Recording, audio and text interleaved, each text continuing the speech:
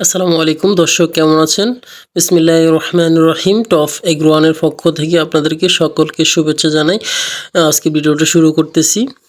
তো আজকের video topic হচ্ছে যে আমাদের এই কাদা কাদা যে জমি আপনারা দেখতেছেন, এটা হচ্ছে প্রস্তুত করা চলতেছে।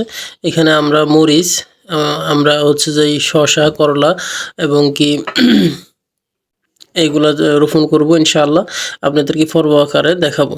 আর এটা হচ্ছে যে আমার চারা তৈরি করার প্লট, নেট হাউস বলতে পারেন। তো গরিবের নেট হাউস আর কি।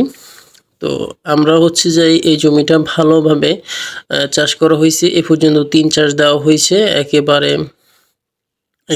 কাদা কাদা করে চাষ দেওয়া হয়েছে, যাতে হচ্ছে যে আপনার মাটিতে যে পরিমাণ ব্যাকটেরিয়া থাকে এগুলা চলে যায়, এবং কি মাটির পিএইচটা ঠিক করার জন্য আমরা ডলচুন ব্যবহার করছি। এরপরে আমরা ব্লিচিং পাউডার ব্যবহার করছি। কি পরিমাণ ব্যবহার করছি এটা জানার জন্য কমেন্টে আপনারা প্রশ্ন করতে পারেন, আমরা জানাবো। আর আমাদের এই ভিডিও আজকে হচ্ছে যে প্রথম পর্ব। নেক্সট আরও পর্ব আসতেছে, এবং কি এই প্রজেক্টে 90 দিনের মধ্যে আমরা কৃষি যে কাজটি করব, আমরা মরিচের চারা তৈরি থেকে, চারা লাগানো থেকে, এবং কি চারা ফলন পর্যন্ত, এবং কি ফলন শেষ পর্যন্ত আমরা ভিডিও দিয়ে থাকব। সব সময় আপনারা ফলো করবেন, পর্ব আকারে দেব। আর উপরে খেয়াল করলে দেখবেন আমাদের আরও 2টি জমির 2টি খণ্ড আছে।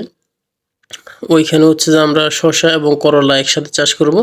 এবং কি বর্ষার মৌসুমে আপনারা ধনিয়া কীভাবে চাষ করবেন, ধনিয়া চাষ করার জন্য যে প্রসেসগুলো আমি আপনাদেরকে দেখাবো সহজ পদ্ধতিতে।